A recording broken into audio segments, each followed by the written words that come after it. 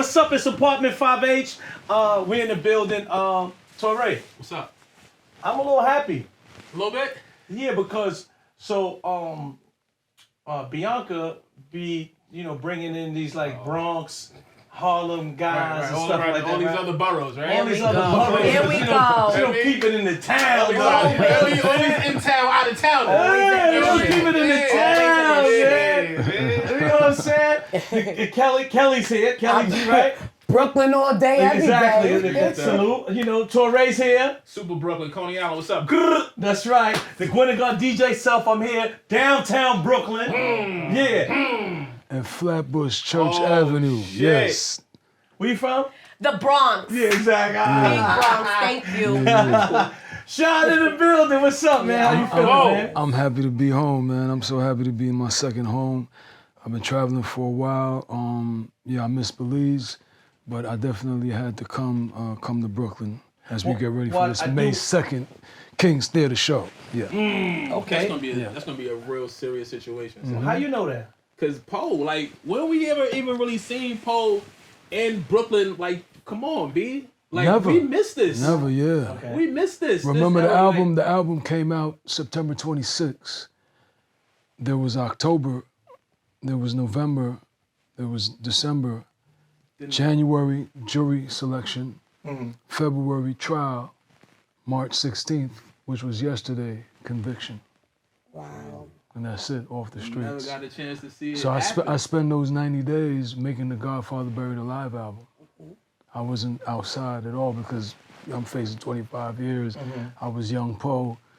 I needed to get the album done. I think I may have done Nassau Coliseum on a multi-headliner set, but other than that, I didn't do anything.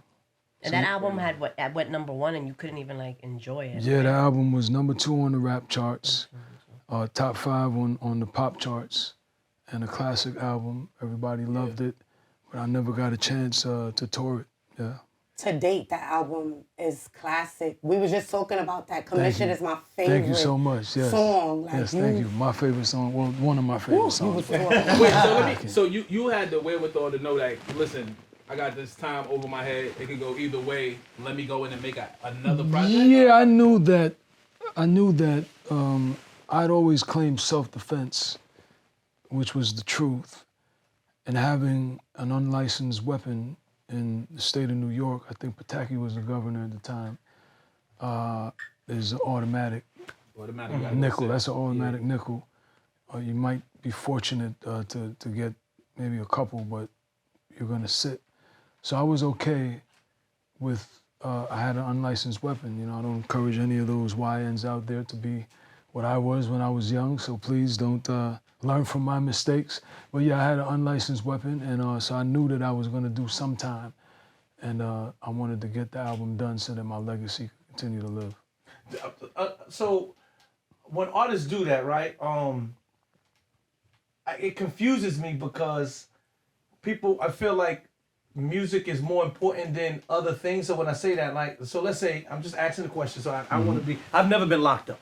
So I don't understand, I don't know that. Wouldn't wish it on my worst enemy. So I got 3 months. There's no let me spend this time with my family, because this time you got to spend time in the studio. So well, it's I'm an 18-year-old kid, and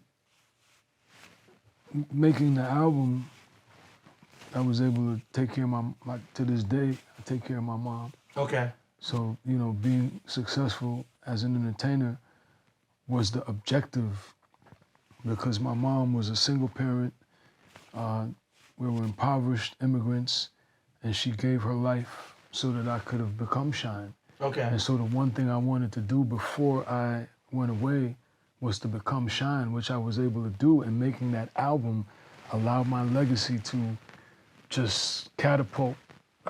Again, I feel God just watches everything, and he just is the ultimate accountant, and when it's time for you to get your due, you get your due, because I didn't imagine that I was going to become bigger than I was before I went away. It's not guaranteed. So many people have gone away and they don't put out #1 rap albums. They don't have Jay-Z coming to Rikers Island. They don't have 50, and 50 was like the biggest superstar in the world at the time, and Aftermath and that entire conglomerate. Dr. Dre asked me to do records with The Game. Remember, I recorded the Confessions remix over the phone in the yard with point men watching to make sure nobody come and gun me down in the yard over the phone. People don't get to. I don't know who else. Show me who else. My confession. Right? Show me who else. Right? But that was, it was God's plan because I had the album ready. It was done. And yeah, my legacy, and that was #1. So my first one was #2, second one was #1. And to put out an album, I was with Bootleg Kev in California the other day, and he said Godfather Buried Alive is his favorite album. He likes that more than he likes Shyne. That's a tough thing to do. I'm with Shyne, but Godfather Buried Alive is a great album. Let me ask you this. You talked about all these different entities and people that pulled up to show you the support. Excuse me. From the Shyne album to Godfather, you go to Def Jam in the midst of that. How did that business work out? Oh man, I was always a shrewd businessman, inherently. When I did my first deal with Bad Boy, I ran the numbers up ridiculously. I'm sure you were around back then, Soph, and you heard, you heard the whop that I was putting on him. And so keeping my publishing, that had never been done with any Bad Boy artist. So I did a crazy deal with Polygram, my own publishing company. I didn't just do a deal, I did a JV, and then I graduated to an admin. And even with my deal with Bad Boy, I had my own production company. So yeah, my business was always A1. So when I was away, the least that Puff could have done for me was to release me. So I demanded my release, and Matt Middleton worked it out, and he released me and he let me go. That was going to be my question really quickly, because you said that your album, till this day, you're still able to take care of your family off of that. So you always, you have the publishing for your first album too, the first two? For all my albums, my second album, the deal I did with Def Jam, I think I co-owned the masters. That was like a 70-30 deal. Yeah, I always did tremendous deals. Yeah, so I was very fortunate. How did you know to like work out a deal like that? Yeah, Because a lot of rappers 18 years don't. old. Yeah. Just you ask questions. And I was just a lot of people don't do that. Well, obviously, I went on to become the opposition leader of the House of Representatives. So I've been blessed with, a brilliant mind. Always read a lot. Always a thoughtful person. I just feel, the hand of God has always been on me. So there's some things that I can't even necessarily explain because why Einstein is Einstein and I'm not. Who knows, right? I don't know how it all works out in the universe, but I was always instinctively. My grandfather was a business person. My great grandfather was the district commissioner in Belize. So I come from a family on both sides, that have some brain power. So I was instinctively, and to this day, everything I do is always smart business.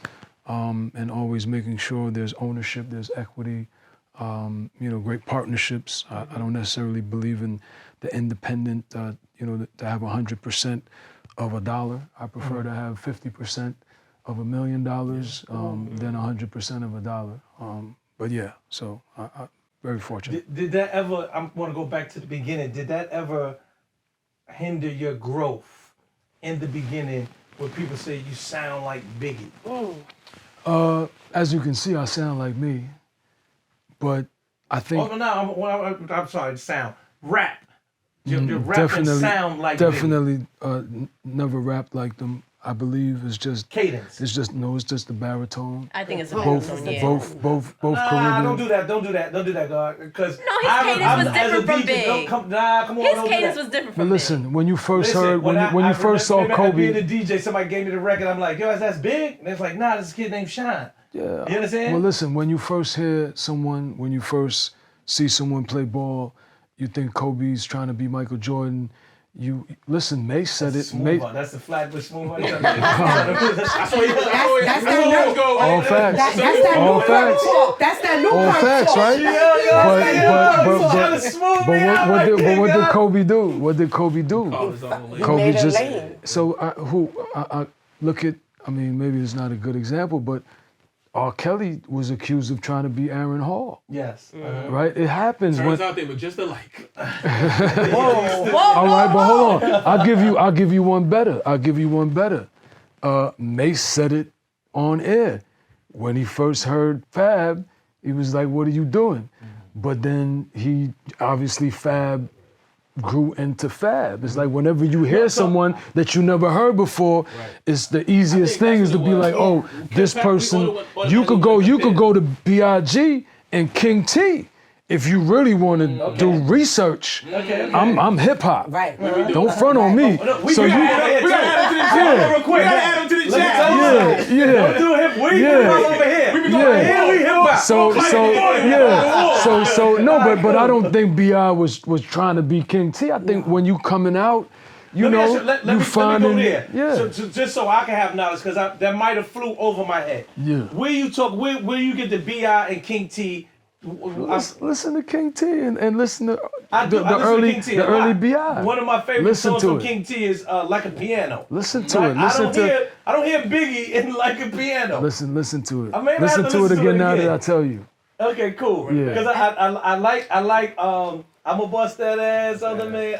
I'm hip hop over here. Central Marley Marl remix of Yeah, that's commercial though. At your own risk. it's at your own rate. That's hard. Yeah. Okay. It's one of the hardest records. Okay. At your own risk. Yeah, so we hip hop over here too. But I'm not saying that he was trying. I'm just saying that I listened to King T and I could see similarities, Okay. right? So my question wasn't. I didn't say that you was trying to sound like Biggie. No.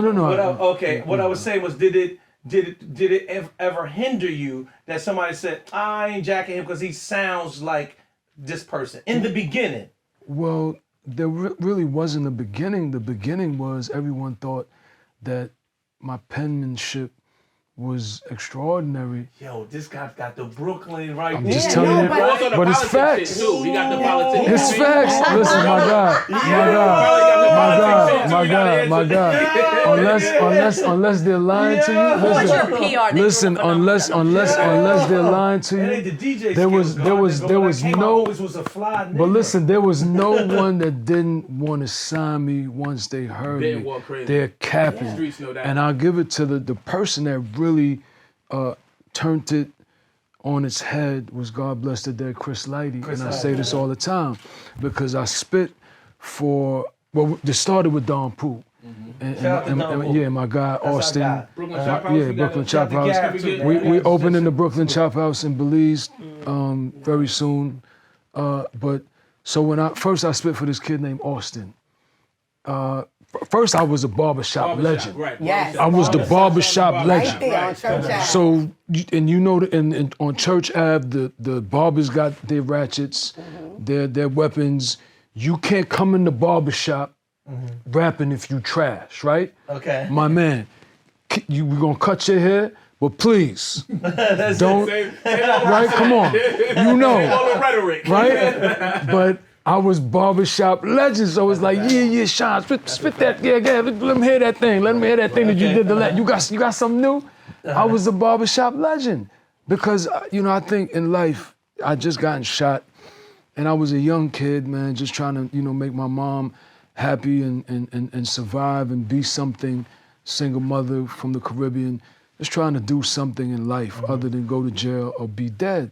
But after I almost faced death, I had a level of invincibility with me, and life, was life or death every day growing up in Brooklyn.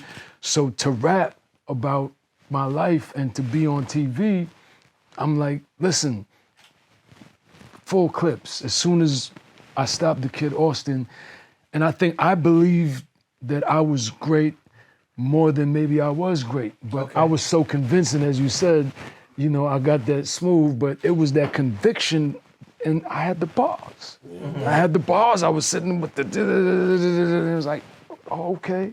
And that was everybody. I'm telling you, when I went to see Puff, it was the same thing. Mark Pitts, same thing.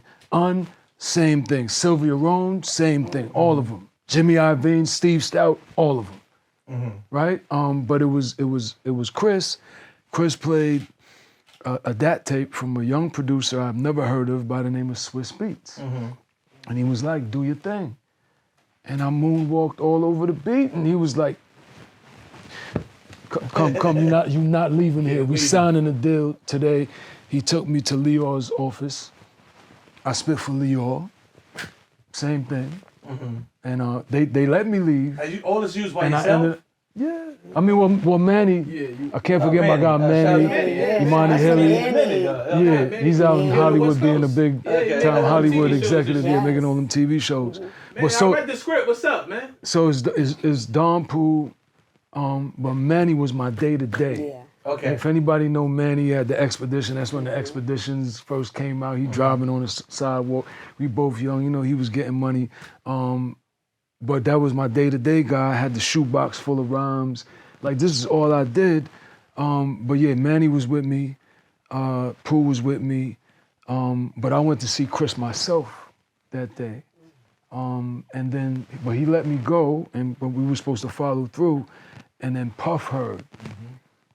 But remember, I already seen Puff like in September, October. This is now December. So Puff let like 60 days go. Everybody else let the months go. And we didn't, you know, no deal was signed. But then when they heard about what happened at Def Jam, Puff flew me out to California. First time I ever left the state of New York, and I went to California. So amazing how my life happens. I just left California. I went out to California, went to the Beverly Hills Hotel. Eddie Murphy coming off the elevator. I'm getting on the elevator. I never forget how the hotel smelled, the air, everything in California. I go to the record plant. I rap for Puff and J-Lo, and he's like, yo, I already told you that you nice. Just got to make some hit records, but I don't really want to go back and forth. Just sign the deal, you know. Just let's sign the deal. So he's having a party. I think it's Soul Train. The Grammys were like the following week, and then the Soul Train. This is 1998. Russell, Lior, the whole Def Jam come to the party, and they talking to me like, yo, this dude, man, like, come on. So I'm telling Matt Middleton, listen, tell him the most ridiculous numbers that you could, like, if an artist is getting 200, tell them 600. Just keep running the numbers up, and you keep running the numbers up, and they were like, yeah, do it. So I told Puff, I said, listen, I'll be right back. I'm gonna just go have a little meeting with them, just out of respect, you know? And I never came back. And I left, I moved my stuff out, moved into the Peninsula. I was going to the Iceberg store every day. That was your favorite brand back in the days, right? Yeah, I was getting, you know, they rented me the 600. I was burning down, Los Angeles for a couple weeks. And I flew back to New York with Eric Nix. He was working at Violator with Chris, God bless his soul. Went into the St. Regis. I was going to John McNeil like every week, you know, to get bread while the ink was drying on the agreement. And then I just woke up one day and I was like, yo, I need to sign the Bad Boy. They got the Holy Grail. And that's how I ended up signing. But everybody thought I was nice, and nobody was thinking anything other than. But to me, I'm like you telling me, and you seen at that time at 18, like a intelligent, smooth, maker. But then you go to a all-star team where there's a whole bunch of competition, as opposed to going to somewhere where you could be the big fish. I wasn't ready. Okay. I wasn't ready. You could be brilliant, you could be smart, but sometimes being smart is knowing when. And I didn't have that feeling. And God has always been with me. I wasn't ready to be Jay-Z. I wasn't ready. I had my little production company, had the little JV, but there was more that I needed to learn about the music industry. Remember, before Jay-Z is CEO of Rockefeller Records, he's carrying Jaz-O's crates. He's shadowing Jazzo. His name is from Jazzo. Jay-Z, Jazz, right? He tells you that. So he went through a process before he ends up with Biggs. I don't mean to not be looking at you. It's okay. Before he ends up with Biggs and Dame as CEO, right? So it's not just, Jay-Z, CEO and rapper. Dr. Dre is a part of World Class Wrecking Crew, a part of NWA, a part of what Eazy-E is doing before he's, Death Row, right? So it doesn't, X put out Born Loser on Sony before he's Rough Riders. You trying to teach us like we ain't hip hop. Nah, well, you trying to front like I'm not hip hop. I'm teaching the audience. I'm teaching the audience. You bought up. You got shoeboxes full of rhymes. You bought up. You tear down the barbershop. The streets is your name is ringing off. What do you feel like you learned in that Bad Boy fold, in that hit factory, if you will? Because obviously Puff knew how to take a street rapper, turn him into a artist, into a star. Yeah. So did you learn how to make records? Did you understand how to make hits? Like, what were some of the things I guess you feel were beneficial with being in that situation? Oh, absolutely. Everything that I imagined I would gain from being a part of what at the time was the most successful record company on planet Earth. Obviously I had a great partner in Clive Davis and Arista, but Puff was just a hit maker at the time, and everything he touched, I remember, probably had the 1 to 10 on the Hot 100. Excuse me, whether it was remixes or Bad Boy releases. So I learned the work ethics it takes for that. I learned, the sciences of making a hit record, what he thought, the melodies and just all the different ingredients that he had to share with me in order for me to be what they invested in. And I think what everybody wants when they discover someone, they want that person to be that next person. But I made sure he taught me everything, not just by telling me, but by watching and observing and being there and seeing, going from the party, to the studio. Seeing, staying up all night and then getting up and going to run in Central Park.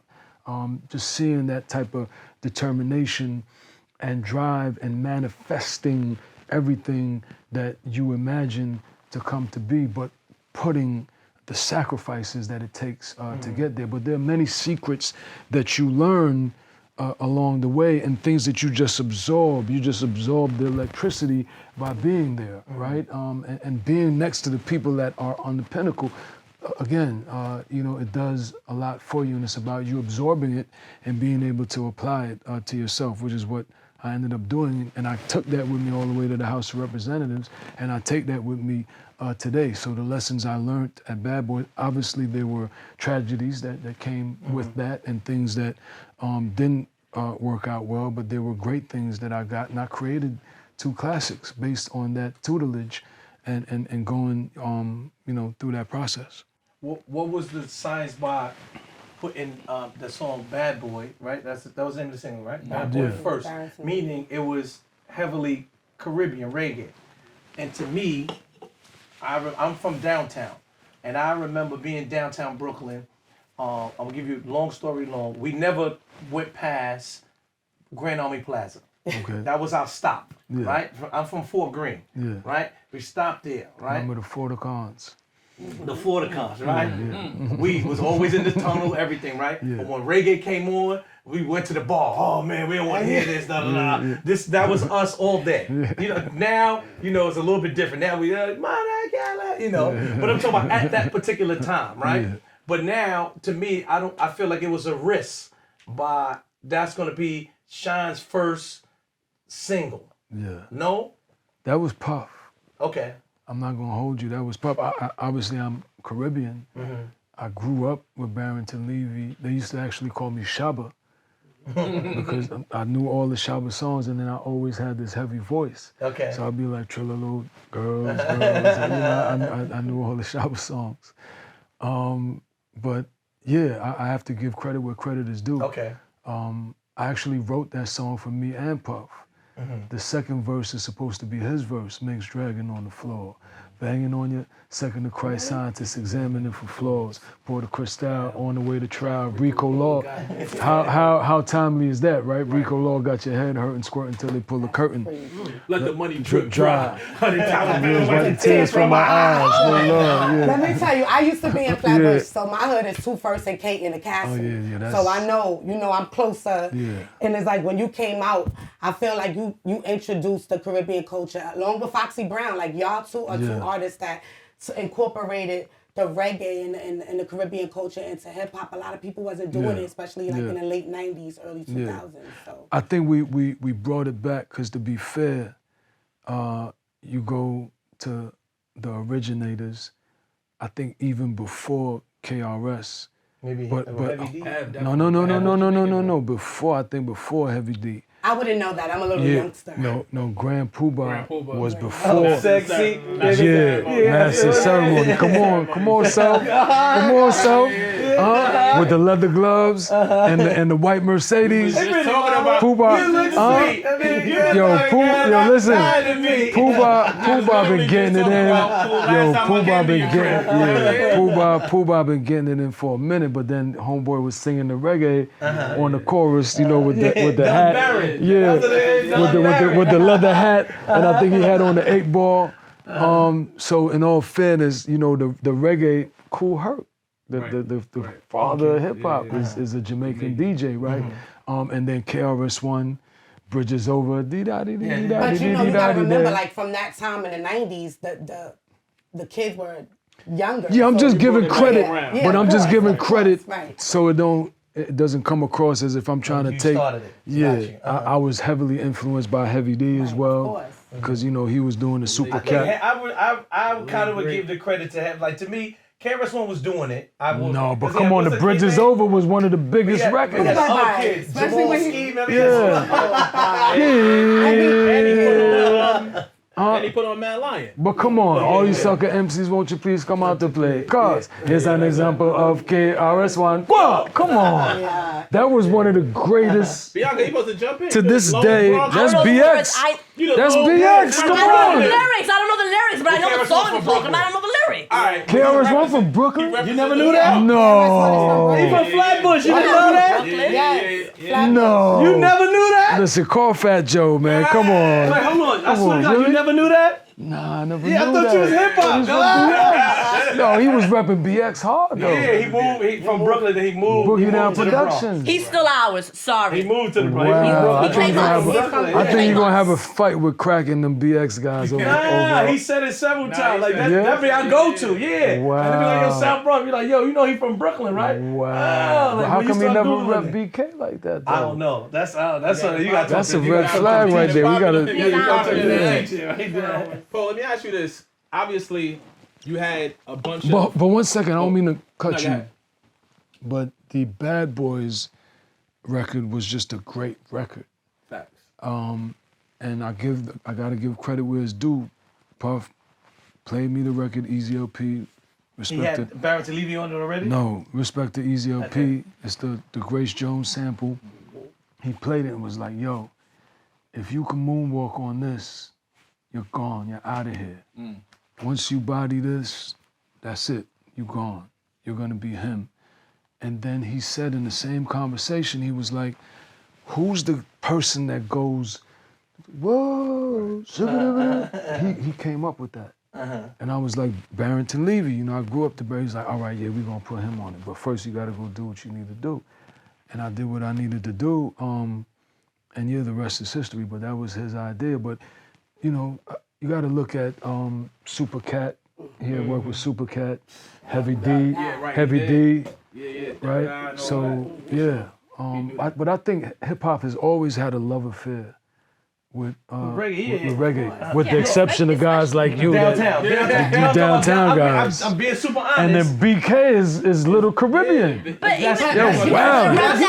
Don't do that. BK was always Little Let me Caribbean. tell you something. I argue we with a lot had of people reggae from in hip hop at Brooklyn. that time. Because- Beanie because Man. Listen, Rockaway and Dumont, I grew up in Brownsville. But that's the Ville. Fort Green was Oh, yeah? Green is totally different. They bougie. Yes, You know, that's fine. Bishop Lockland is over there. They bougie. I'm fine with Green is that. But I'm just being honest because every time, like even the youngest now, I'll be like, yo, I'm from Fort Greene. That ain't Brooklyn. I'm like, what are you talking about? Because they be from Flatbush. What you think they say about Coney Island? Yeah. I feel bad for y'all. Yeah, don't do that. Yeah, but around that time we had Zimmer who got the keys to my Beamer. That was around that came same time. after. That was like Nah, that came after. We led the way. Like, yeah.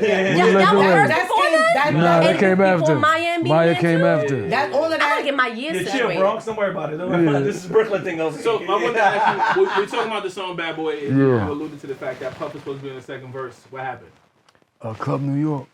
Club New York. Yeah, so once that happened, he was, he threw me under the bus and So he started separating himself from. immediately. Did he lay the verse at all? No, he He never never got did a it. chance. Manny bailed me out.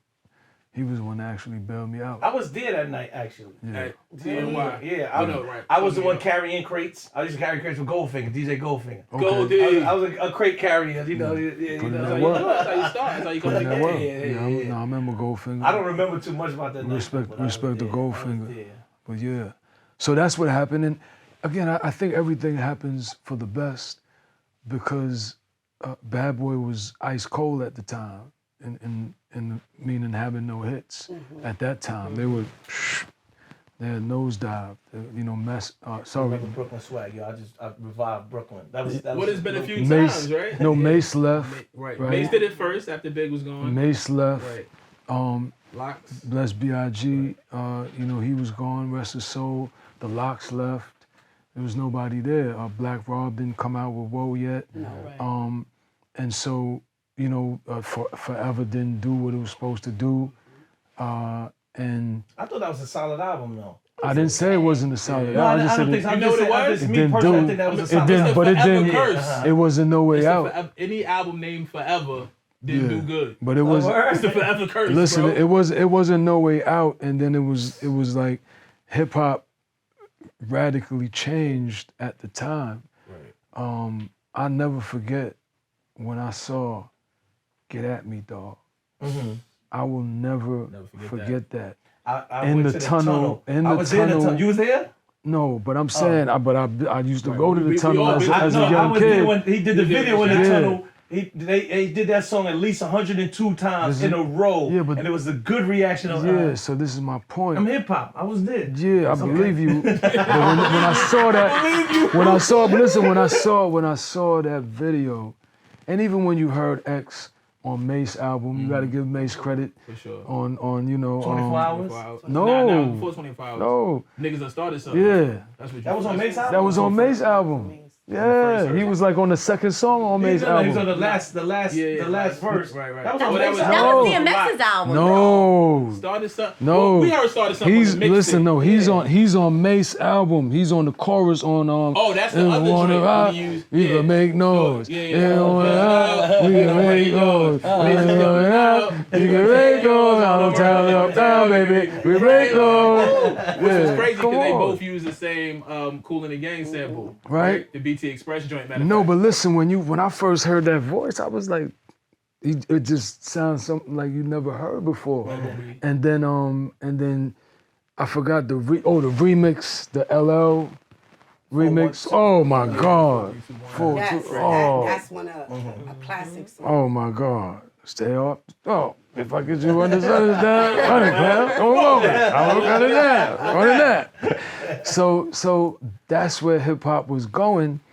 But then when Get At Me Dog came out, it was lights out, right? I mean, but listen, even Hove caught the Bad Boy That's on the wave. second album, right? No, on Volume 1. Yeah, Volume 1. The Yeah. Sunshine, Yeah. you know, The him Shiny and Silk Dan, Boys, yeah. you Which know, is crazy too, because when you go back and listen to that album, that's a solid album, That's good what- album what- too. Yeah. We just said in my right? lifetime. album. But that wasn't Hard Knock Life with the rubber band and the throwback fitted, and you know, he went back to Reasonable Doubt. And hip hop just changed. Hip hop was just street. It was just raw. It went back to what it was. Like it wasn't that pop that the Bad Boy era had created. And so not having Puff on my record was the best thing that happened for me because, you know, he wasn't him anymore. And not having him talking over my records and putting out a body of work with no features and just straight up bars, just spitting, just, poetry, emotion was the best thing that could have happened to me. And And you don't have to split the publishing either. yeah, and people loved it, right? And the visual People was loved crazy it, yeah, too. yeah. Like riding through in the Benz, Yeah. kids running up, like you see Jamaica, or you hear about Right. Jamaica if you never went. That shit was so authentic. You know what I'm And, saying? and just me. Just you. Nobody dancing, nobody doing, It was just- white tee. It was yeah, what you had white on the tee. 13s. I had on the G-Shock. I had on the 13 with the G-Shock. Crazy. Your Right? style too. You was so Brooklyn. Like Yeah. I think the red hat you made famous. I You made the fitteds. red- I made the red fitteds. fitteds They was asking me. famous. They asking me what I'm gonna wear May 2nd, King's Theater. I'm like, well, I did start the fitteds with the suit going to court. Not It gonna gotta be lie. red. Right? I hate the Red. fact. I hate what it was about. But every day when we saw that Daily News or that It post, was a new fitted. you had a new I'll wear fitted. different, yeah. coolest nigga in the world. He not coming home. He's the coolest nigga in the world. Well, that brings me to my next question. Do you ever feel that the bid that you did, not to say like this, but maybe helped your album sales and catapulted you to a new level of fame? Nah. No? That You don't was- think that- that ever like, That was I hate to that say was that that word was to that you, was baby. gone before the bid. That was out of here. Once that Bad Boys dropped in June, that was it. That Bad Boys record was. no, but I mean as far as like maybe taking it to the next level, not saying like, Nah, because the bid didn't come until March, and so before Bad Boys, before the album dropped, you're talking about the record comes out in June and shuts down the industry because there were people like Self and others that was like, I don't know. Who this, I gotta see. And then when Bad Boys dropped, it was like, Monstrosity. and seen the video, and then see, it was like, okay. It was like a freestyle or a song or something like that It was first. a I do joint that remember. leaked. Yeah, it was a Yeah. joint. I remember that. It was a joint. Yeah. That's when the Biggie Comparisons was. Yeah, that It was was just a like, joint that leaked on the because- mixtape. And people was like, yo, this is new Biggie, this is new Biggie. And a Yeah. handful of people was just like, nah, that's not Big, that's yeah. somebody else. And then Yeah. the streets was like, no, that's Shyne. That's Shyne from the But barbershop. by the time I got to Bad Boys, I got to the Phone Tap remix with Carl Thomas and Faith. I got to Send That Home. I got to the 112 remixes. I got to the G Deps and the different features. I got a feature with LL, Prodigy, and Carl Thomas. We did the I Wish remix. Oh, word? Did you know I that? gotta what you call it. Yeah. I gotta look we that need one that. up. Yeah. So I'm just telling Hold you, up. by the time I got to the Shyne album, the Bad Boys song and video changed everything because it gave me life, and I wasn't like anything out from New York, and I didn't look like, and I wasn't sounding like anything at that time. And then I think what I went through, in the sense of getting arrested and, facing the 25, I think what that did was it separated me in the sense of it did give a level of credibility and authenticity to someone who they didn't necessarily know how to identify this person. Was this just some manufactured kid that Puff just drew out of nowhere and is trying to force on us, right? It made it all make sense. So when you see me rapping in Jamaica and you see me, doing what I'm doing, you're like, okay, yeah, all right, yeah, he's him. So let me ask you a Very question. authentic. But the records had to be a hit. The album has to be great. And before you get to March 16th, the singles were already gone, and you know how it was back then. You go platinum as soon as the album come out. Yeah, because they ship it, right? Yeah. But like at this time, right, I know you had to be knocking them girls down. Who, Shyne? Because I wanted to knock you down. Let's get straight to it, because Bonnie and Shyne came out. Switch seats? That's when I should have been there. I wanted to, Usual. listen, I was walking through the mean streets of Flatbush not knowing what my life was going to be like looking for you. No, Bonnie and Shyne is like, it introduced females. Like he knew about MAC lip gloss and the hair all that. buns, Yeah, and I was talking that we talk. was like, In front of Gucci in the whip. Listen, I gotta give. Shine, the lady said you got it down there. They said that thing is stinking. Yeah, no, you definitely got to sit over here. They Mandingo. said that thing is stinking. Mandingo, but listen, I gotta give LL was one of my heroes. Word. So, you know, to me, he was always cool, and, you know, he wasn't gangster rapping, but he was cool, and, you know, he was always talking to the ladies. And so, you know, the most gangster, you know, Pac, Big, you know, they all talk to the ladies. You gotta talk to the ladies. So you had to Yeah, but you just avoiding the question, so I know you had to be knocking them down. I mean, you know, but I'm world leader chic right now, so I'm still on my global leader serving the people of Belize. But that's before when you was so when it comes to the women, you know, I would never devalue my experiences. That's what I like. Spin is crazy. In such a vulgar way of knocking them down. Okay, But I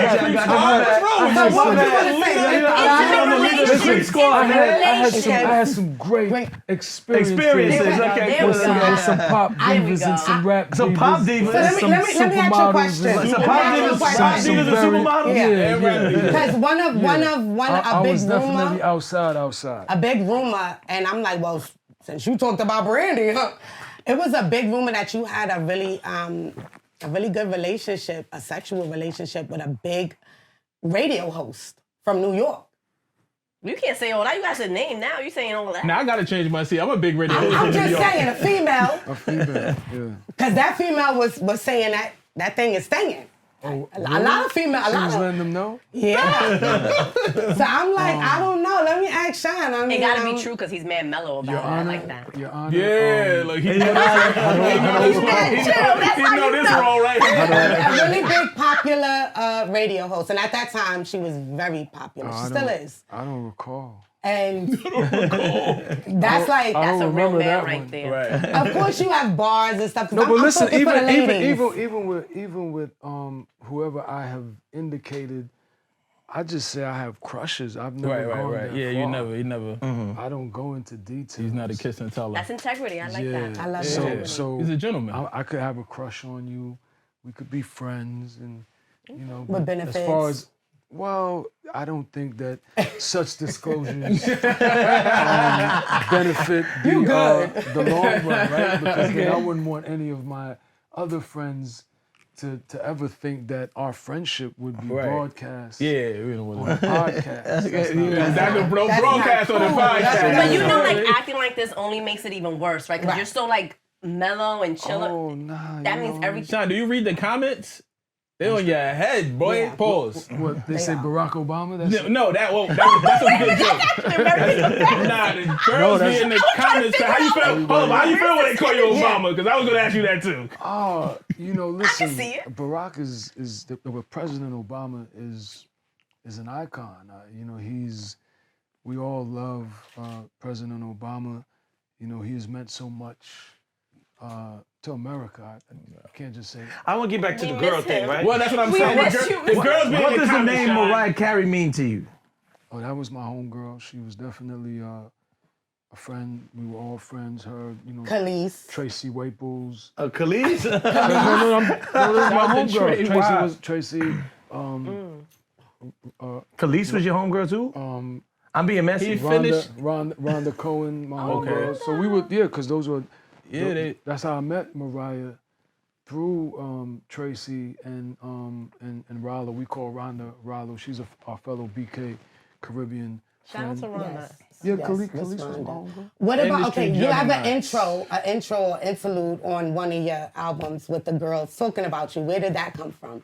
That's When it my- was like, he's so hung, That's my homegirl, Mita. I don't know if y'all remember Mita. She used Dark to- skin meter? Yeah. from Queens. She used to work for Puff. Yeah, shout out to Mita. Mita's still around. But too. where did the Mita, listen, concept... Mita was a bad one back Yeah. then. She was fire. Where did that concept come from? Like, Nah, we just made it up. That's the interlude to Bonnie and Shyne. But yeah, Mita had it.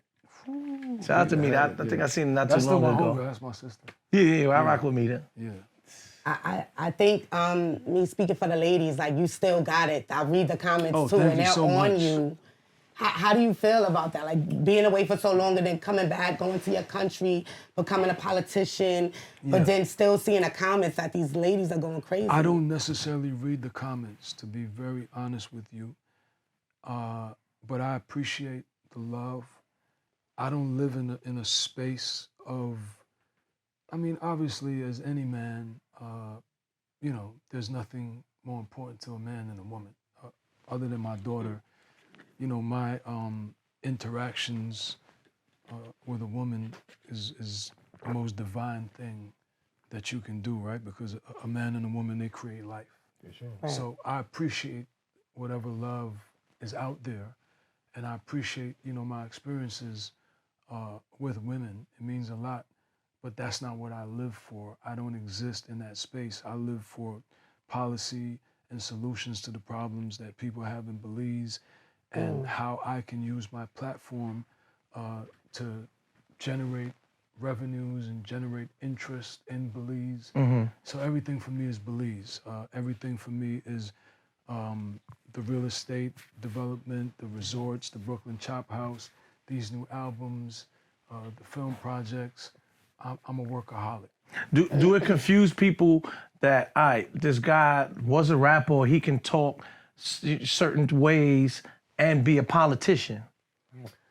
In life, diversity and being multidimensional is an asset, and hip hop has always been that. Russell, you know, he started with the clothing. He was an executive. You know, he did Def Comedy Jam. Yeah, But he wasn't a comedy. politician. No, Reason why I but say what that, I'm right? saying is, is just being multifaceted. No, the reason why I'm saying that, right? I have Ronald a Reagan was an actor and became the president. yes, but then he didn't do the acting thing anymore. But that's why I'm Shyne. Yeah, it's different. It's good. Paul, we've been seeing you in the studio Yes. making your foray back into the music space. Just talk to me about Seen that Dr. Dre. making it Cast Gangster. You know what I mean? We already know what you sound like somewhat on that Who's production. the feature on the record? But wait, The Dr. Dre record? Yeah. Dr. Dre. I was trying to do this DJ song. moving back into the mindset of a recording artist. Kind of take me through that process with being away from the music so long, obviously having the success that you've had in politics, making your way back into the U.S. and then moving back into the music.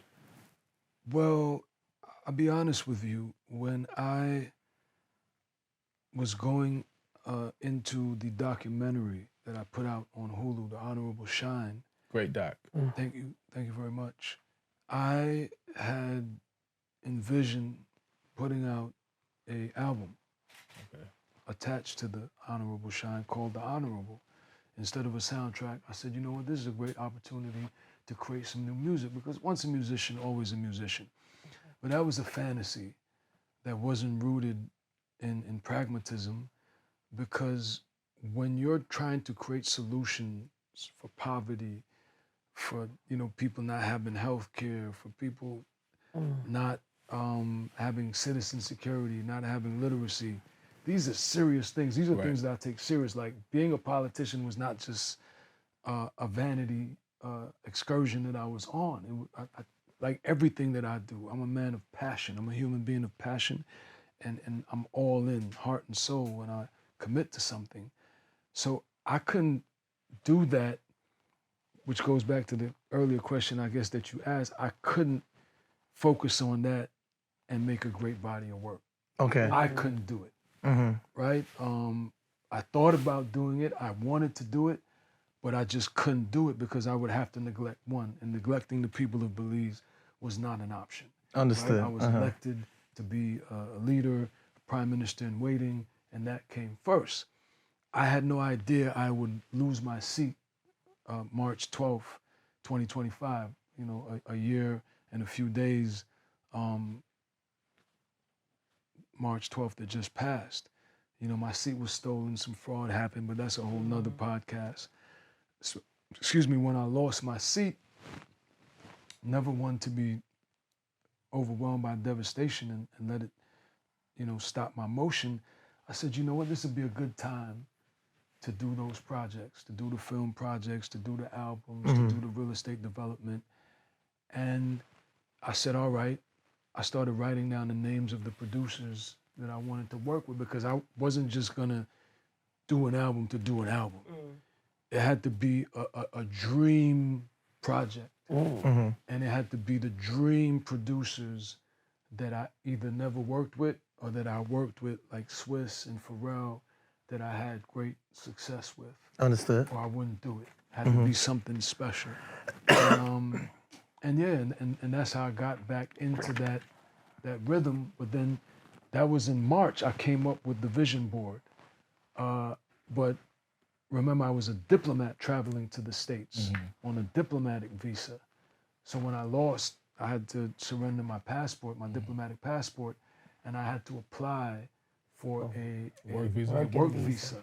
Okay. Which I didn't get before because I was deported and I had the charge. But 16 years had passed, so it's about time, and based on my service to the country and the way that I conducted myself as a diplomat for all the years that I came here, thank goodness, the Trump administration and Homeland Security saw no problem with me coming here to work. But I applied for that in April. I didn't get that until September, right? So, I spent that time dealing with the private sector vision board for the real estate, and just, going in my constituency that I lost and still showing those people that I love them. And so once I came to the States, the first stop I made was in Atlanta to see Jermaine, because I was getting an honorary doctorate, but he was on my vision board.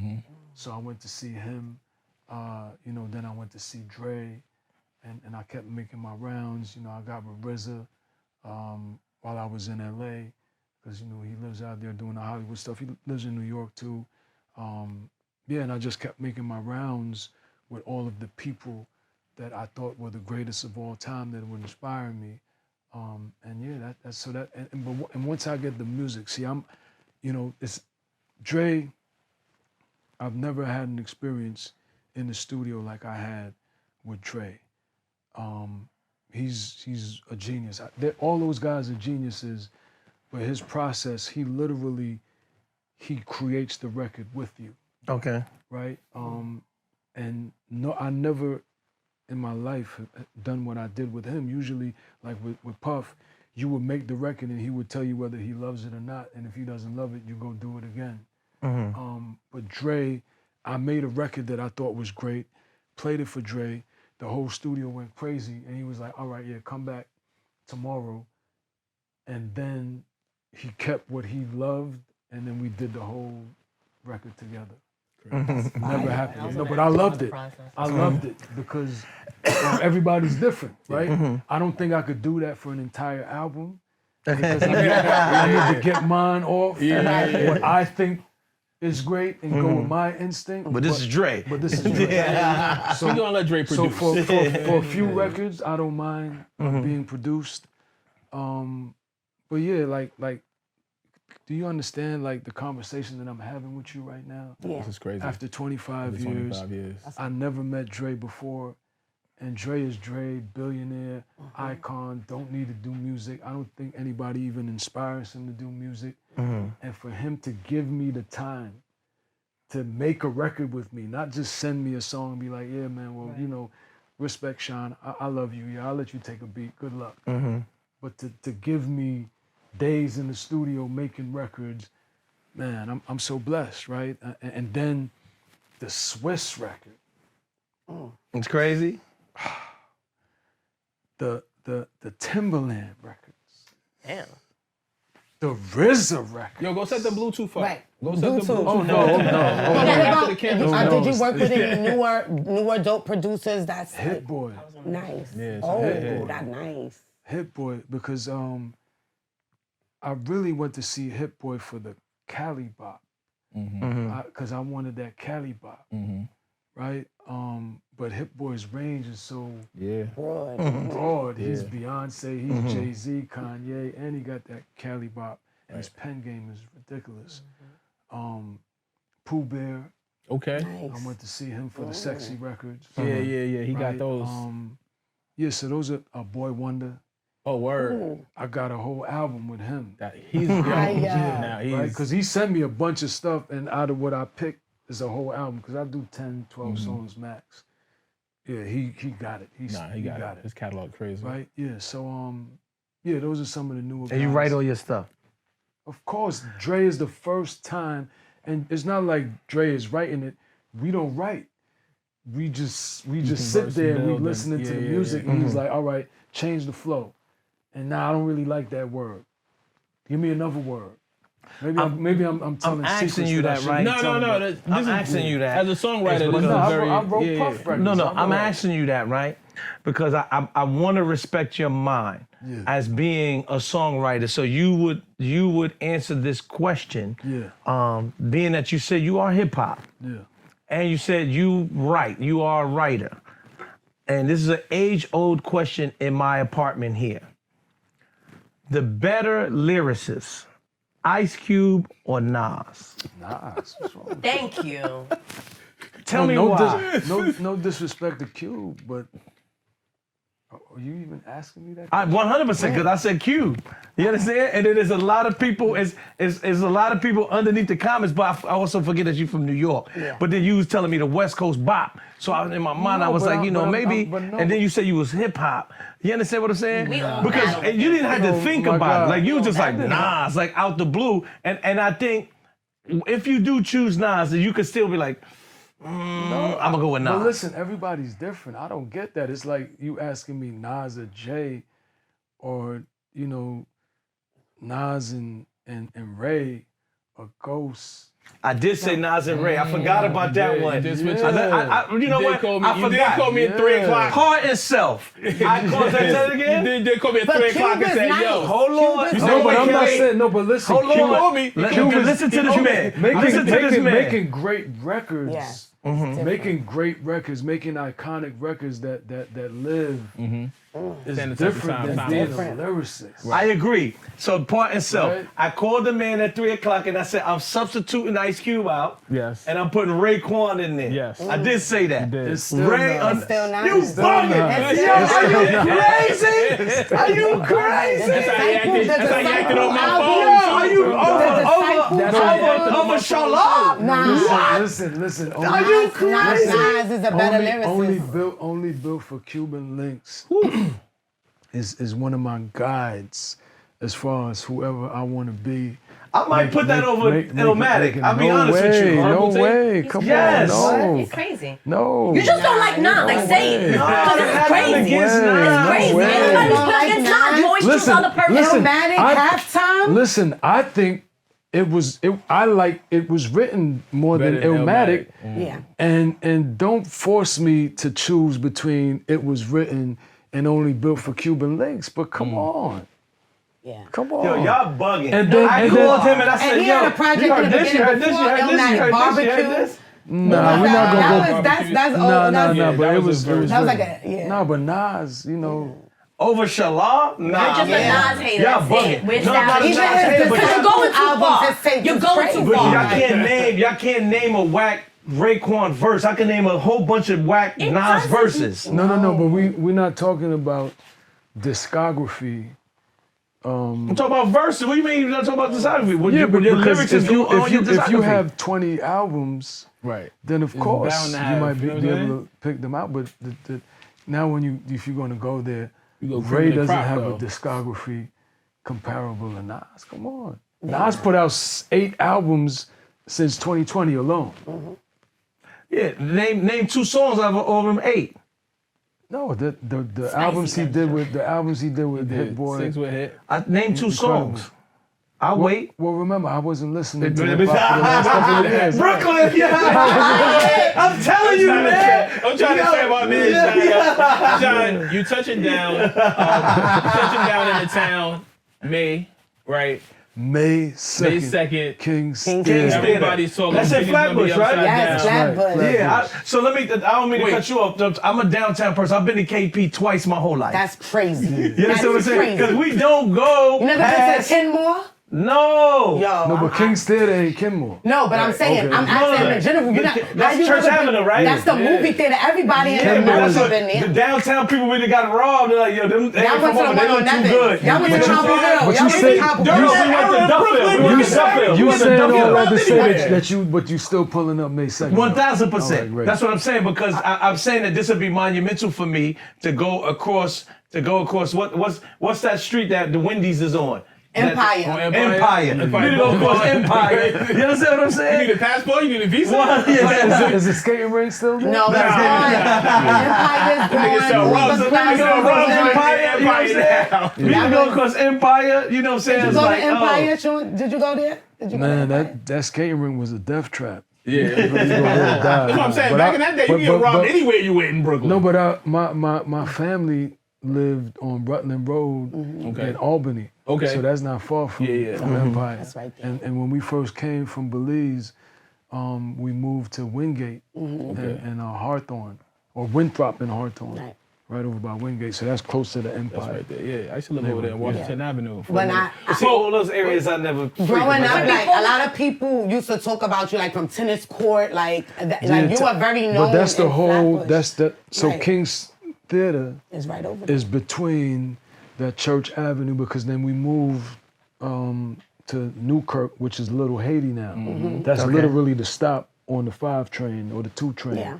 It's Little Haiti. I didn't know that. Newkirk, yeah. Word, okay. So Flatbush, Newkirk to Flatbush Church Avenue was where the families were. The first house, before you go to Hawthorne, was East 18th and Church Avenue, between Tennis Court and Church Avenue. That was the first house. And then we went to Hawthorne, and then we went to Newkirk and Flatbush. Yeah. So King's Theater is between, It's between all the that. 2 places. You been that to I King's grew Theater up. yet? Yeah. Oh. I have What- one studio But when I was question. growing up, One King's studio Theater question. was inoperable. Right, it was nothing. It was nothing. It was crazy. So it's Now crazy they to opened come it back. up. That shit in the middle of like a Kennedy fried on Martin a rainbow. Lawrence is performing there. When I be seeing I the think people, Jill Scott is performing when I be there. seeing the people that they booked there, I be like, yo, do you know you next door to a rainbow? Like, do you know where they got you going in Brooklyn? but that is changed, and that's where you have that's where you used to have Lomans. My mom's used to take me Yeah. to Lomans every Yeah. Saturday. Yeah, for That's where you sure. used to get the beef patty and cocoa bread, right where Macy's was at. So the memory's crazy. But you were asking the studio question? My last studio question. Yeah. So I saw that you posted something with True Life. You guys were in the studio together. I was in the studio. I went to visit Timberland, and so one of the greatest gifts Timberland ever gave me was Polo, because I had no idea Polo was going to be there, and I slept on him. I know his discography, I know what he's done, but he wasn't on my list, respectfully. And he gave me some of the greatest music that I ever heard. When you hear the music that he gave me, incredible. So thank you, Timberland. Thank you, Polo. And so Polo and True Life are friends, and then Polo and Future are close. So Timbo was playing True Life, some stuff for Future as well. Yeah, so he was there, but respect to True Life. Respect to him. Are you excited? Like, what are your thoughts about? Because this is a big deal for you performing. Like, you haven't performed. Yeah, I can't wait to celebrate with all those people that were deprived and denied the Shyne experience. All those people that suffered for all those years that I was incarcerated, all those people that, felt so terrible for me when I was deported, all those people that were happy when they saw me get elected to the House of Representatives, all those people that were happy when they saw me, have a daughter, and all those people that were happy when they saw me return to, to the States as a leader, as a diplomat, and have just been rooting for me all the while. I really have developed a relationship with my supporters that is unconditional. It's like, I didn't need the rap for them to love me, but they were always saying, just give us one more album, Shyne, just go on the stage one more time. And I'm like, nah, I'm good. So this is a great celebration for them. So for me, as I said, I don't live in material spaces. This is spiritual for me. Rapping was always, when I went on stage, I prayed and I gave my heart and soul when I would go on stage and perform, as limited as it was when I went into the booth, I gave my heart and soul. So May 2nd, they're gonna get my heart and soul in a celebration of time, a celebration of defiance, a celebration of resilience, a celebration of triumph, right? Because this is what happens when you're present every day. This is what happens when you take the devastation that the universe serves you. This is what happens when you have integrity and you have character. You know, God is the ultimate accountant, and he makes sure that you get paid your royalties and your publishing. I was just gonna say, like, you're like the model for resilience, and especially like you held on, like you pivoted. It's not easy too, because in this music industry, they lift you up and they throw you away. Like, so it's like you're a model citizen of resilience, and also a lot of the veteran rappers are having like a resurgence. Like you see, like Ghostface just released an album. Like, so this is like the De La perfect Soul, time. Yeah, Nas De did La Soul. too, right? Nas did Respect 5 song. times. But DJ Premier, look, there you go. My point is that Respect to Nas this is like and a Mass Appeal. this is a perfect time for you to like. If this was the Have it. anytime you were All gonna the drop old an shout out to album my right boy now, Have That, yeah. this would be the time. Yeah. And it's in November. And Clips. Clips, great album. He has yet to listen to Great it. album. He has yet to listen Incredible to it. album. Nas Incredible. got a Yeah. crazy verse on that Yeah, he album. Crazy. Should listen to Yeah, it. Raekwon sometime. do too. Actually, Nas put out a Raekwon Raekwon album on Mass Appeal. Yes, 100%. Yeah, and that's and Shyne is in the loop. And listen real quick, and Shala bodied Nas on that. Oh, on that God. God. Keep it real. That's a Do crazy you record. listen to any of the newer rappers? Yeah. Oh, I'm impressed by a few people, and one of the people I'm impressed with, and this may come as a shocker, I'm not advocating his content, nor would I ever venture to repeat the content, but I'm very impressed by the ability of a young man by the name of Stove God. Oh man, my guy Stove God is crazy with it. Yeah. My guy Stove God. Definitely That is. might come as a shocker, but as a Not at all. as a connoisseur, like I wouldn't listen to his music per se, Right, but I need to pay attention. of course. But also Getting- Pantheon, from you coming from the street and rapping about. Yeah, but I don't. That's not Yeah. necessarily what I want to hear. I'll No, be I'm honest saying, with you. but your but- origin story and his start. You know, just. But in street my shit to leisure, move into- in my leisure, that's not what I want to listen to Okay. because that's not who I am. Right. That's But not it's- the that's skill not set my is- life, the right? skill set is there though. But as I'm, I think it's important as I'm gonna enter the realm to hear What's going on? what's going on, right? And so, Rock Marciano is shout out to someone Rock that I Marcy, think guy. is extraordinary. But Stove God, yeah, man, his personality is larger than life. For sure. And then he don't sound like nobody. Nothing. He's super Right? clever, super witty. Yeah, but his personality, his personality That one is right That's there. what makes him. Swiss produced that one right there. His That Welcome to My personality. Garden. Yeah. To my God. Tough. the Pyrex joint. Yeah. He got Reasonable Drought. Start with Reasonable Drought. Yeah. That's the one that really went crazy. I think his For sure. personality wins But listen, him over. that like, that it's- that John Starks Nah, he is he what just- really Where you from? is what really impressed me. he He's from upstate. Buffalo. He's Yeah, with from upstate. Griselda. He's Yeah. with, Oh, Griselda. he's with- Okay. with West Side. But I really like that kid. Rock Marciano. I like Hit Boy. He got a crazy pen game. His albums, I like his albums. I like Doshi. Doshi's Okay. crazy. Yeah, I like Doshi's Doshi crazy. on the female side. I think Cardi is always giving that work. Her last Cardi's album. crazy. Yeah, so those are a few new people as far as rap. I like that Don Toliver Octane album Super talented. is great. He's so musical, Don Toliver. Yeah. I don't feel like his reach goes as big as the music is, because he's really like Yeah. the music, the sonics on all of his projects, man. He just make dope Yeah. shit. He just make dope Yeah. shit. That Brent Fires. Yeah, Wow. man. Because when you're having those interactions. That toxic R&B, You that can't toxic. put- No. I didn't Stove say God. anything about toxicity. I said when you're having them interactions with those lovely Right. women. Right. You know, Brent Fires is the You don't want to go-to. hear that jaw stop. Bryson Tiller. Oh, his Yes. first album is like classic. Trap Soul. You know, Shit is good, too. Burna Boy, Wizkid, Chris Brown. Breezy. You gotta go to Breezy. That kid, Gunna, that GFU. Yeah, tonight. Yeah, it's going up tonight. No, that's the name of the song. That's a great. Yeah, that's a great. And then I gotta go to dancehall. Armani's one of my favorite artists right now. Nice. Valiant. I like Intense. Yeah. Intense is cool. I like Stark Ashley, Shenseea. Yeah. Those are my go-tos. Russian is smashing them.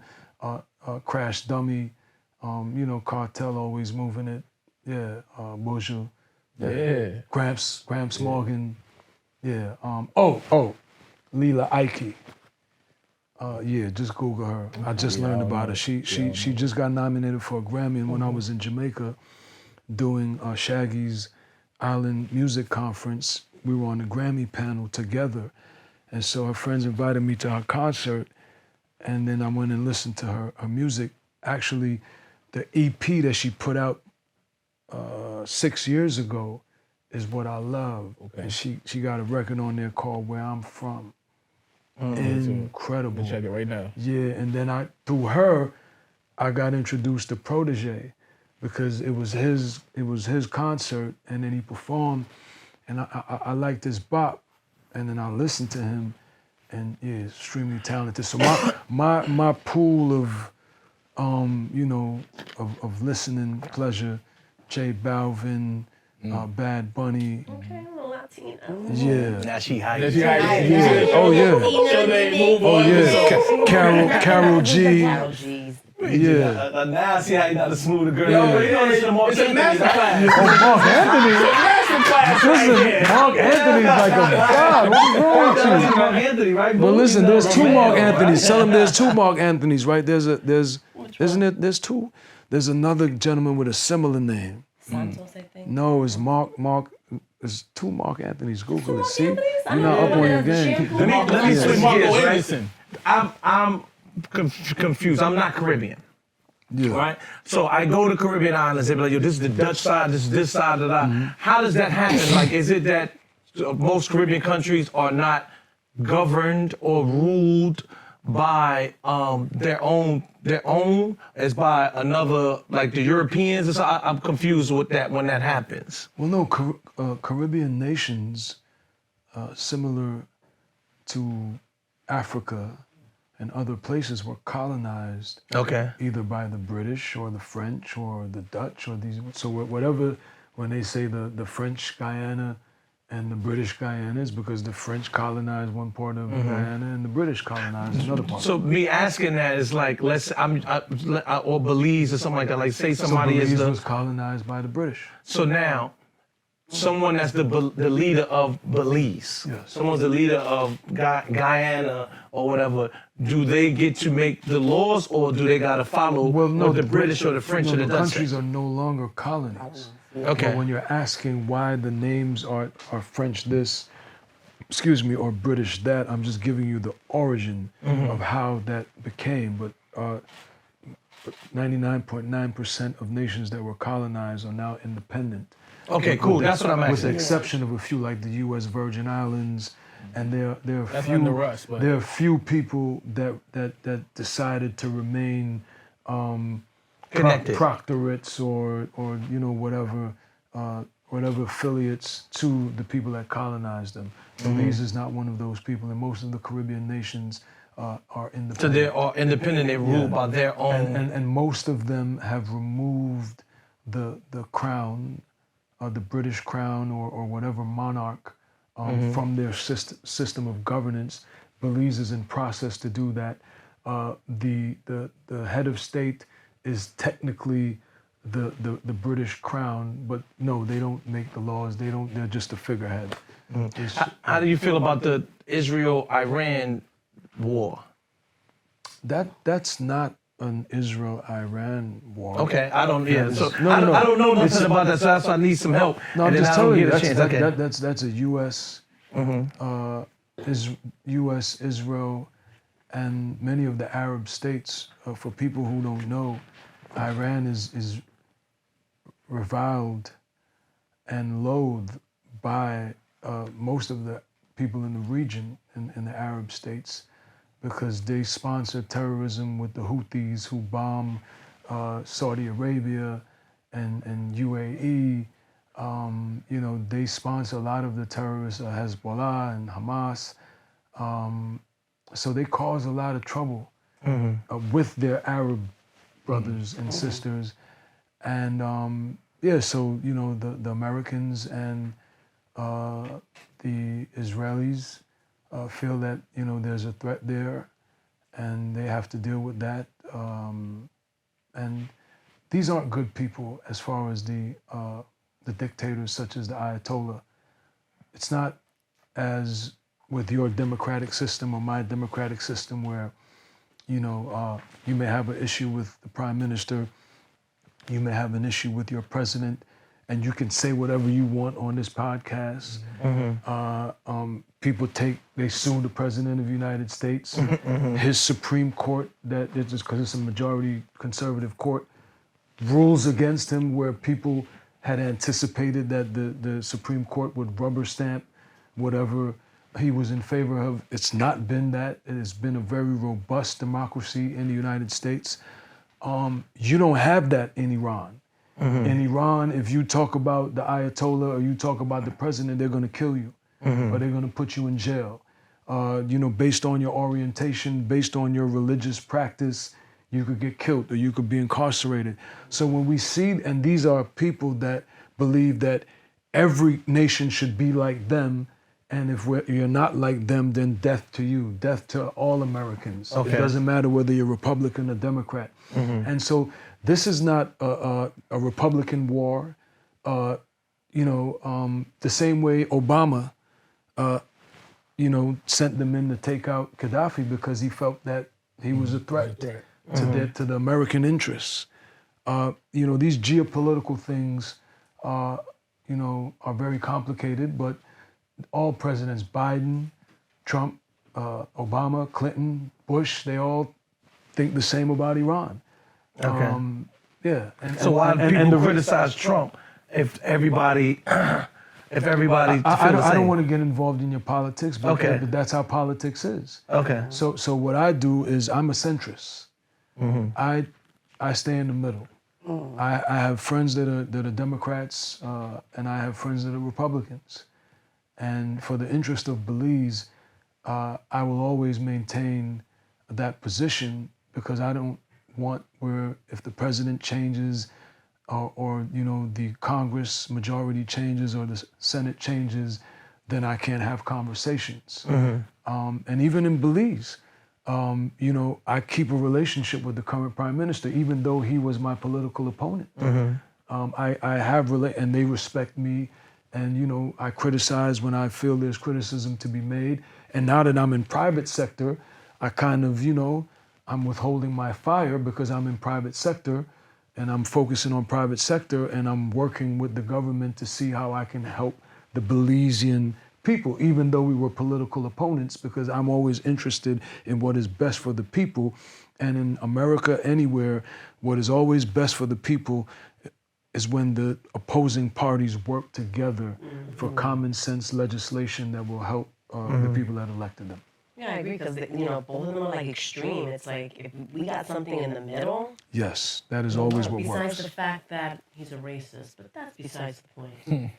You doing I don't want to. No, I'm. Carry listen, on. we all, and if you said that in Iran, they would kill you. They would lock you up, and that's the beauty about America. Right. And again, of course, no one ever wants to go to war.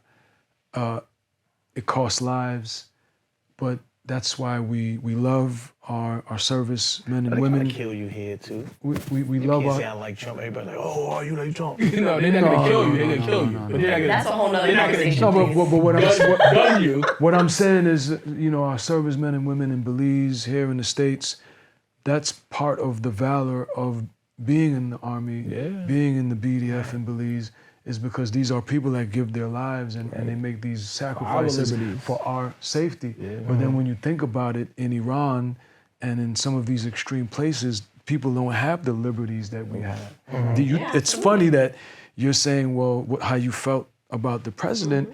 They can't say that. That's not cap. Right. No, we couldn't even wear the outfits. Half the stuff in my closet, I'd be thrown under the jail. You kidding me? Exactly, and it's so it's important. Thrown in jail for the It's important. So when they get rid of the Maduros and they get rid of the Ayatollahs and they get rid of the Cuban dictators, I don't shed any tears for them.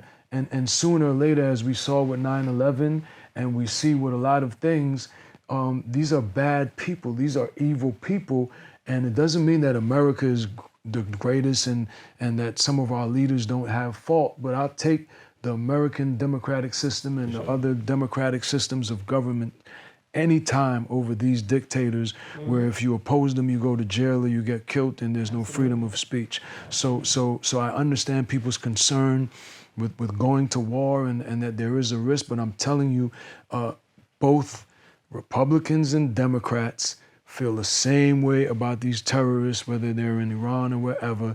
It's not a President Trump thing. They all have the same intelligence. It's just who's gonna address the issue.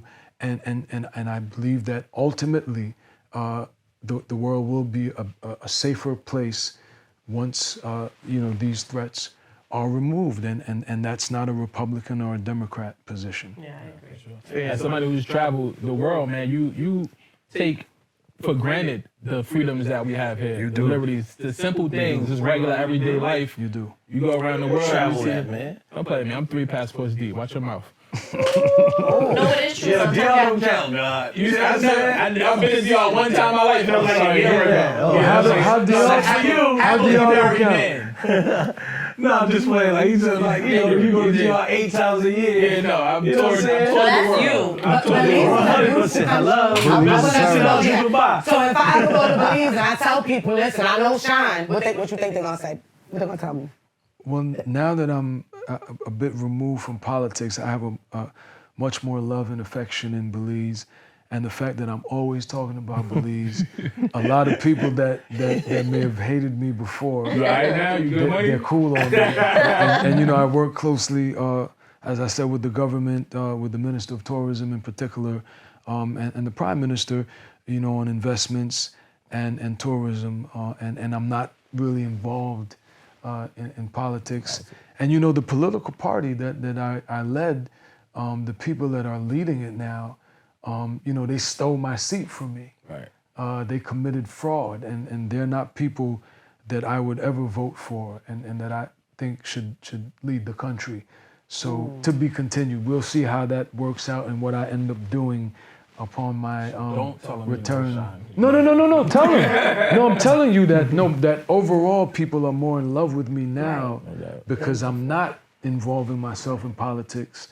Per se, like I'm still in my constituency, still helping my people, but I'm more as a patriot. I'm more as Belize first. I'm not really getting in red or blue politics. I'm just here to work with everyone for the betterment of Belize. But yeah, you could definitely tell them, Shyne. Your supporters, they listen to your music, like in Belize, like the young kids, like they. Yeah, they listen, but they're just realizing now how big I am. I think many people are realizing because obviously that was then. Right. So Gen Z is like, just some politician.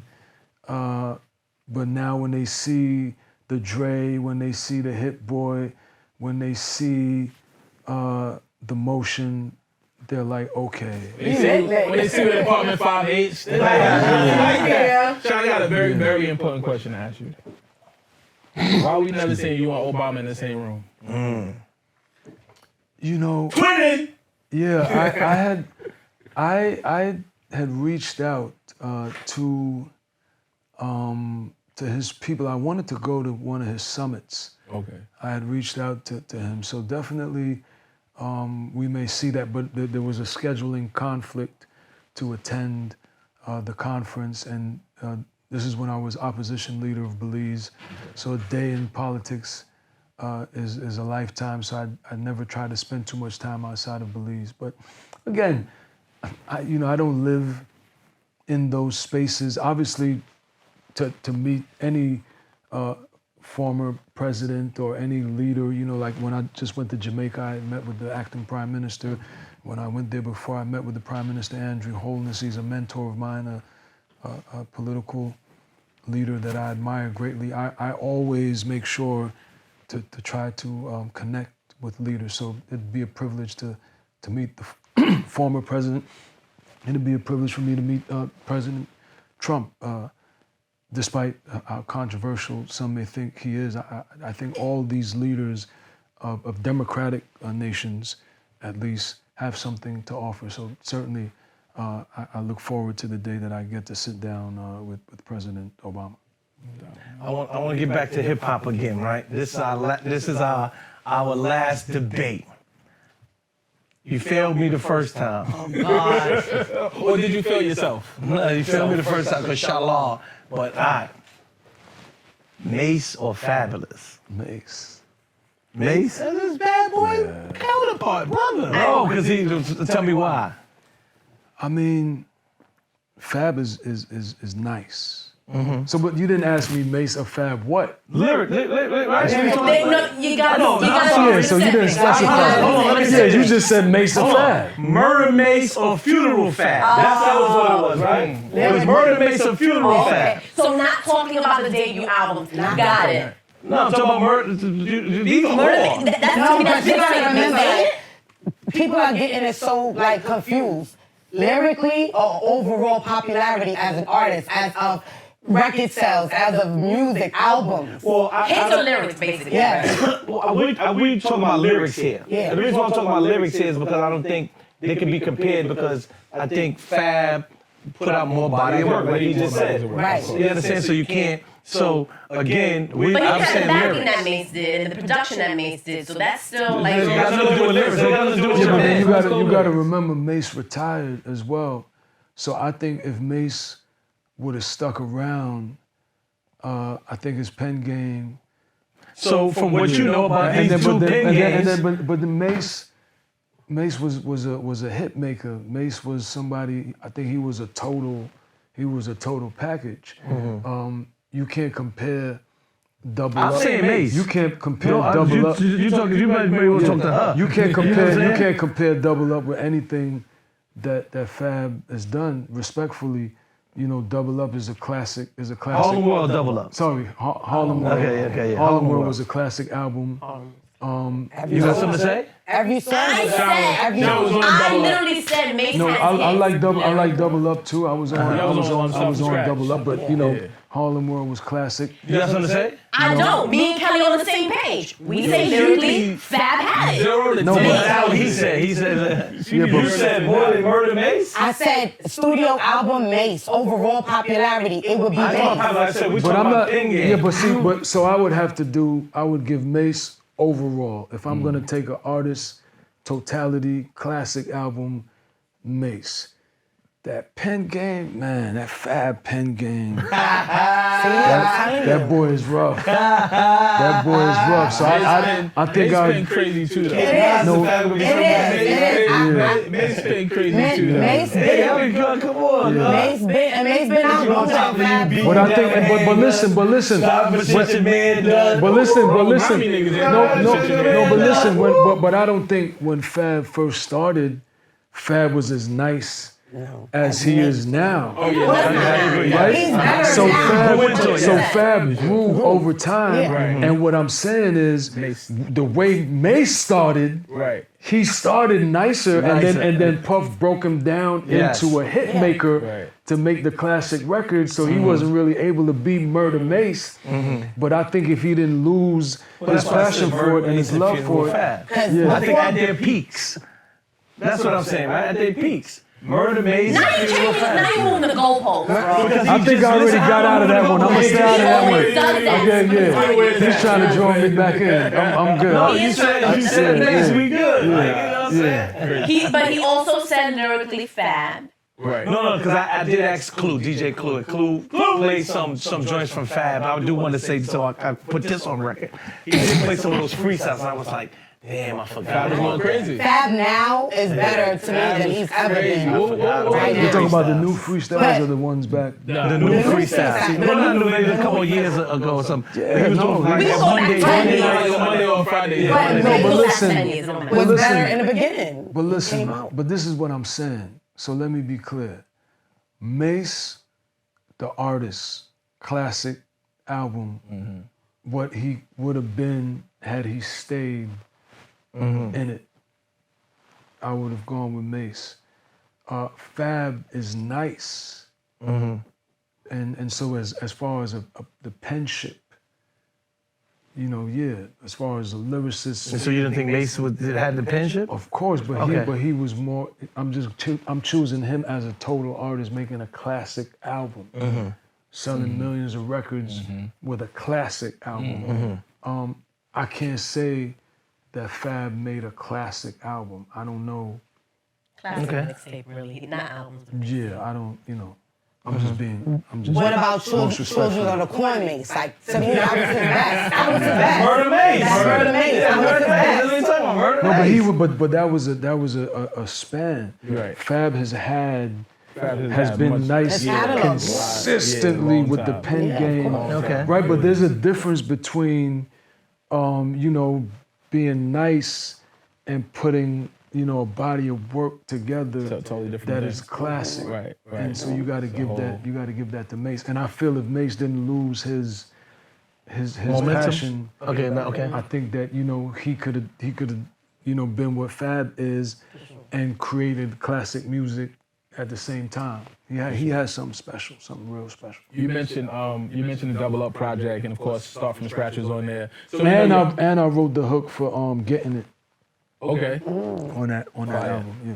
We know the classic verse, obviously another amazing posse cut. You know, if I could start from scratch, I signed a Def Jam. Now if I was saying Puff the best man. I recently saw that was not the original verse, and so that you and Puff kind of butted heads and you switched it out. Did y'all ever have any other joints in the studio where you had, you know, a difference of opinion on records or what have you? Because we know Puff is an infamous song stealer. No. You play your single, now it's Puff's single. You know what I mean? When I was fortunate out of tragedy, because By the time you was on your joint. yeah, they didn't even want to put out my album. Puff and the label, they were about to drop me. If it wasn't for Wolf, God bless his soul, Anthony Wolf Jones, Yeah. my album would have never came out. It was Wolf that put his foot down, and he called one, and he was saying, listen, his album is coming out. I don't care what, you're gonna put his album out.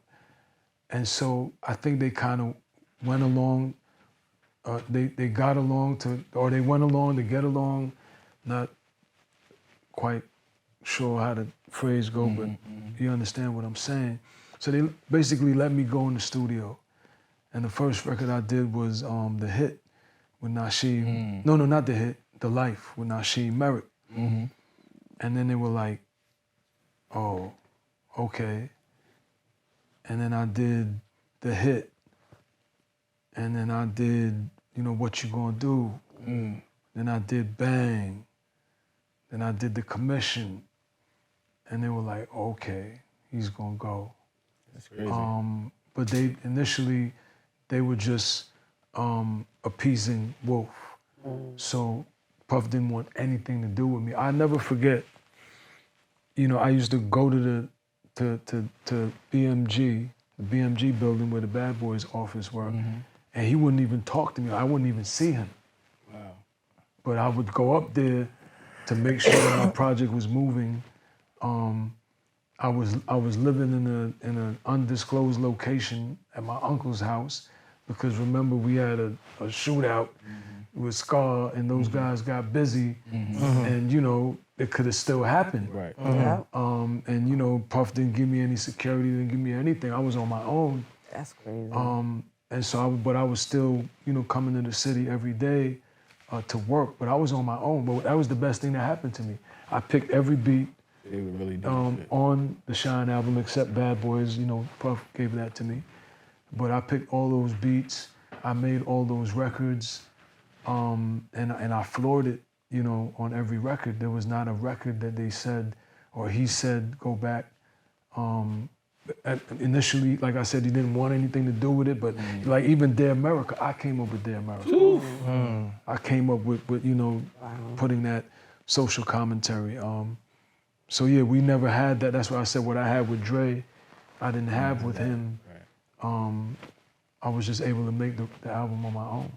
Your relationship with the late Wolf, obviously it had to be strong for him to go in there and vouch for you. Yeah, the Wolf was my big brother, for real. Yeah, great guy. God bless his soul. No doubt. Yeah, man. You had a lot of good, influential, good people by your side, and I think that's one of the reasons why you're such a great man. Like, you turned into a great man. Yeah, thank you. A lot of people in this business, especially the newer Trying to take him artists. down or something? No, I'm just saying, like, a lot of people in You this such a business, great a lot of young people coming up like that started out at 18 and stuff, they don't really have that now. You don't really see that now. That's why they don't have the ability to be great, because they don't have the help, the good help.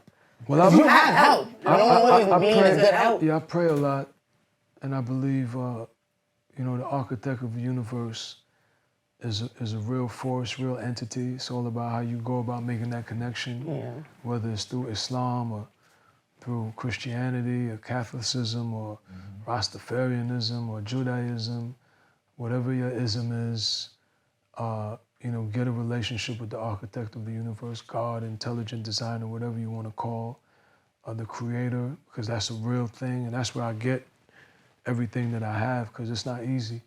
Many difficult decisions I had to make, not cooperating with the district attorney was one of the most difficult decisions I've ever made. But you don't become the person who I am without the sacrifice. So that was a decision that I made at 18, 19, but that was the grace of God. I knew who I was, but that decision has shaped my life forever, because that's how I became successful in politics, because the people of Belize needed someone with integrity who wouldn't get to Parliament and turn his back on them, who wouldn't lose the seat and turn his back on them. Look at me now. I lost the seat. It was a devastating experience, but I'm still championing the cause of Belize. As soon as I go back next week, I'm giving out laptops and small business grants. That's the type of leadership. Yeah, that Neo, the Apple Neo. Right? It's a good Why one. not? See if you can get one from Shyne before you leave. But I got everything that I have from praying. More than a man. Same. Obviously, human beings inspire us, but we have to make the decisions ultimately. And no matter who your mentor is, if you don't make the right choices, you're cooked. And I get the power and the strength to make the right choices by praying. I read the Psalms every day. I immerse and I baptize myself every day. I fast certain days a week. I pray every day, 7 times a day. Everything that you see me doing is all, divine architecture. So I definitely can't give any particular person credit, even myself credit. I just pray a lot, and yeah, God gives me. I tell him give all the glory to God. Yeah. My last thing. The city is mine. What he said, rhyme with the prettiest dime. I ain't like how Diddy did Shyne with different lawyers. You heard that bar from Nas. What went through your mind? Rap shit. Nah, get the Now you know what Nas is like.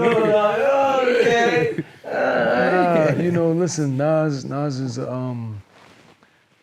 I was always a fan of Nas, and no lies told in that bar, right? And I think that was the overall consensus of everyone. He spoke for you when nobody did. Yeah, But I think, hearing that but I think a lot of definitely- people, in all fairness, Dipset was saying, one shot for Shyne. The Game, had the guys with the free shines. The Game was rapping about me on the documentary. There were many people that were waving the Shyne flag. Irv Gotti, as I said, 50 and Shy Money XL were reaching out. A lot of people were giving the Shyne flowers, and definitely Nas was one of the more famous. Fat Joe used to come visit me. So there were a lot of people that felt my pain, appreciated my legacy and my impact.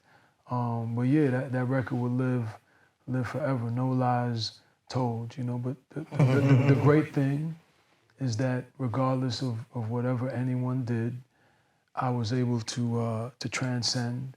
I was able to triumph. I was able to pivot, as you eloquently put it. And I'm here now celebrating 25 years of greatness. Yeah. And I could create more classics, and I could tour, and I could do Brooklyn Chop Houses in Belize. And, remember 16 years ago, I couldn't even come here. So even that is not lost on me, that I could come here and I could work and I could go back to the country I love and my wonderful daughter, Naomi. Man, I'm so blessed, So for me, I'm so blessed and I'm so grateful, and I appreciate everyone that ever showed me love and ever mentioned my name in a song, Nas and everyone else. And yeah, we're moving forward. Amen. And your daughter's beautiful too. Thank you. She's beautiful. Stop glazing. Stop, because she look like dress. The King's Theater. May 2nd, King's Theater, Brooklyn, New York. We're gonna have the return to the stage of the legendary Shyne for the 25th anniversary of the Shyne album. It's gonna be spectacular. Self gonna be there. The entire crew gonna be there. We all gonna be in the building. That's right. That's All right? gangster. That's right. In Brooklyn, New York, King's Theater. All right. Below we're gonna put the link that you can buy and purchase tickets. Shyne_BZ. Okay. Link in Hello. bio. That you can purchase tickets. And please get your tickets early. Don't get left out. Don't come to the door or nothing like that. It's gonna be tickets sold at the door. But most I don't think it's gonna be no. I don't think it's gonna be no tickets at the door. That's what I'm saying. Yeah, it's not gonna be no tickets at the You walk to door. the door, you cook. Yeah, you cook. You know what I mean? Don't wait until you the door. Brooklyn niggas don't try to sneak in. That's me out Coney Island and Flatbush niggas sneaking in the back and stuff like that. I snuck in a lot of places. And Those days are over. Those days are over. Those days are over. Tonight. All right, cool. Oh, he's a rap? He's a rap? Yeah. No way. Everybody you know. Okay. Timberland. All right. A little bit. I gotta check him out. I gotta check him out. MCs you Yeah. said was nice. That's my pen. But I All right. digress. We can cut all that out. All right. Yeah. Apartment 5H.